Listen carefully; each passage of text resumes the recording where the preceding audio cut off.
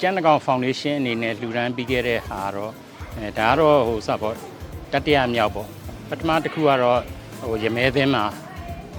ဆောက်လုပ်ပြီးတော့မှလှူဒန်းပြီးပါပြီနောက်တစ်ခုကကြတော့တာစီမှာဆောက်လုပ်ပြီးတော့လှူဒန်းခဲ့ပါတယ်ဒါတတိယမြောက်လှူဒန်းတဲ့ကျောင်းဆောင်လေးပါဒီကျောင်းဆောင်ရဲ့လက်ရှိကာလတန်ဖိုးက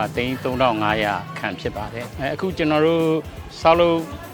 ပြီးစီးကန်ကြီးဖြစ်နေတဲ့ဟာနှစ်ခုရှိပါတယ်တစ်ခုကဆိုလို့ရှိရင်ကြောက်ဆယ်မှာဖြစ်ပါတယ်နောက်တစ်ခုကကြတော့ကျွန်တော်တို့ပျော်ပွဲမှာဖြစ်ပါတယ်အဲ့ဒါတွေကလည်းပြီးသလောက်ဖြစ်နေပါပြီအဲ့ဒါတွေကိုဆက်လက်ပြီးတော့မှလှူဒန်းသွားမှာဖြစ်ပါတယ်ဒီကတော့ဟိုတော်တော်လေးပို့ပြီးတော့ဂီယူဆိုင်ရတယ်လို့ပြောရမှာဖြစ်ပါတယ်ဘာလို့လဲဆိုတော့ဒီစကိုင်းအခုလှုပ်သွားတဲ့ငလင်မှာဆိုလို့ရှိရင်ဒီစကိုင်းကအနီးဆုံးနဲ့ဗဟိုချက်လို့ဖြစ်တဲ့အခါကျတော့ဒီမှာထိခိုက်မှုကလည်းပြင်းထန်ပါတယ်အဲ့ဒါကြောင့်မလို့ဒီကျွန်တော်တို့အနေနဲ့ဒီကျောင်းဆောင်ဆောက်လုပ်ပြီးတော့လှူဒန်းမယ်ဆိုတဲ့အခါကျတော့ဒီငလင်တန်ကိုပေချာထည့်ပြီးတော့စဉ်းစားပြီးတော့ခိုင်ကန်းအောင်ဒီမြေစမ်းတာတွေကအစပေချာလုပ်ပြီးတော့မှဆောင်ရွက်ခဲ့တာဖြစ်ပါတယ်။ဥစ္စာပေါ့ကျွန်တော်တို့ဥစ္စာအင်တန်ဝင်းတာပါတယ်ဒီလိုမျိုးငလင်တန်ကြောင့်မလို့ထိခိုက်ပျက်စီးပြိုကျသွားတဲ့ကျောင်းဆောင်နေရာမှာဒီလိုမျိုးပေါ့လေဒီလိုအချိန်ကာလအတွင်းမှာအခုမြင်တဲ့အတိုင်းကလေးတွေပုံမှန်ပြန်လဲပြီးတော့မှအေးချမ်းချမ်းနဲ့ပြန်ပြီးတော့စာသင်နိုင်အောင်ဆောက်လုပ်ပေးရတဲ့အတွက်ဒီကျွန်တော်တို့ရဲ့ကျန်းတကောင်ဖောင်ဒေးရှင်းအနေနဲ့လည်းအင်တန်မှဝင်းတာပီတိဖြစ်ရပါတယ်။နောက်ဒီမှာကျောင်းတက်နေတဲ့ကလေးလေးတွေကြီးတဲ့အခါမှာလည်းအင်တန်မှဝင်းတာပျော်ရွှင်ပါတယ်။ဘာလို့လဲဆိုတော့ဒီလိုမျိုးကောင်းကောင်းမွန်မွန်လုံခြုံအရေးအာဝါဒနဲ့နောက်ပြီးတော့ကျွန်တော်တို့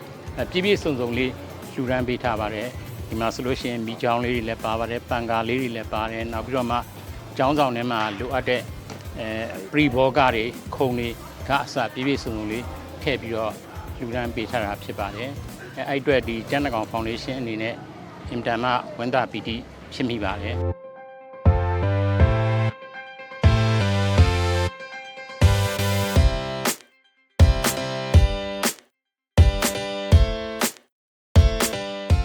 ဟုတ်ဆောက်လုပ်တဲ့အချိန်ကတော့ကျွန်တော်တို့မိုးရင်းကာလာဖြစ်တဲ့အတွက်ကျွန်တော်တို့စတင်ဆောက်လုပ်တဲ့အချိန်မှာဖောင်ဒေးရှင်းတူးတဲ့အချိန်မှာတော့ကျွန်တော်တို့ရေ ground မှာပေါ့နော်ရေတွေတအားထွက်တာနဲ့ကျွန်တော်တို့ရေစိုးဆက်တွေနဲ့ကျွန်တော်တို့တစ်ပတ်လောက်ကျွန်တော်တို့စုပ်ထုတ်ပြီးတော့ခက်ခဲနဲ့ကျွန်တော်တို့ဖောင်ဒေးရှင်းကိုစတင်ပြီးတော့ကျွန်တော်တည်ဆောက်ခဲ့ရပါတယ်ခင်ဗျကျွန်တော်တို့ကဒီ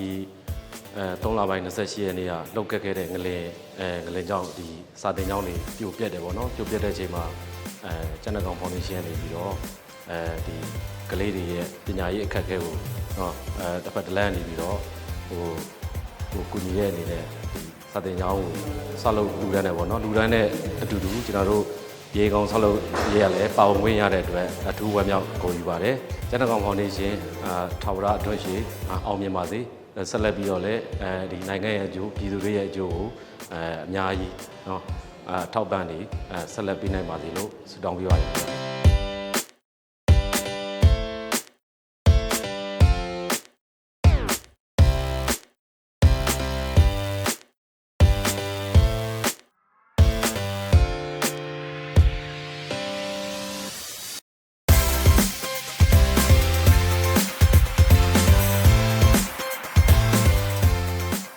ဂိုင်းငင်မြေပြီးမှာကျမကျောင်းလေးဆိုလို့ရှိရင်မတို့120 30နှစ်ထပ်အုပ်ဆောင်ပေါ့နော်နှစ်ထပ်အုပ်ဆောင်ရေနောက်ပေ90 30အာစီတစ်ထပ်ဆောင်ရေကလုံးဝပျက်စီးပြိုကျခဲ့ရပါရဲ့ရှင်အဲ့လိုပြိုကျပျက်စီးခဲ့တဲ့အတွက်ဟိုကျောင်းရဲ့ပေါ့နော်ဒီကလေးတွေရဲ့စာသင်ကြားမှု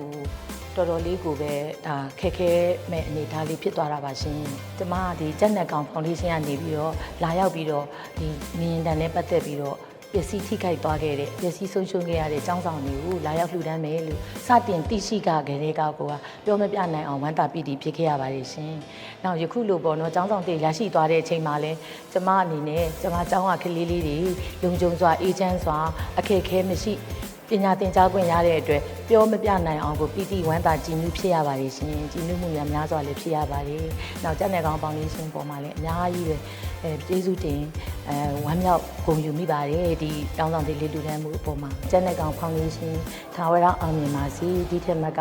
လူနိုင်တန်းနိုင်ကြပါစေကျန်တဲ့ကောင်မိသားစုဝင်များအားလုံးလည်းကျန်းမာချမ်းသာကြပါစေတဘာဝဘေးတွေကကြီးသုံးပါးဘေးတွေကနေပြီးတော့ကြော်လာနိုင်ကြပါစေဒီထက်မကလည်း လူဒန်းနိုင်ပြီးတော့အောင်မြင်မှုများစွာကိုထာဝရရရှိနိုင်ကြပါစေလို့ဆုတောင်းမေတ္တာပို့သအပ်ပါတယ်ရှင် ။အော်အများကြီးထောက်ကူဖြစ်ပါတယ်ရှင်။ဟုတ်ကြီးနာဝန်တာပီတိလည်းဖြစ်ရပါတယ်ရှင် တမီးတို့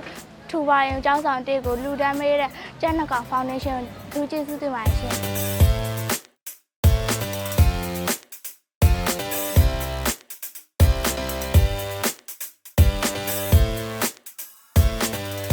ကျွန်တော်ဖောင်ဒေးရှင်းအောင်မြင်ပါစေ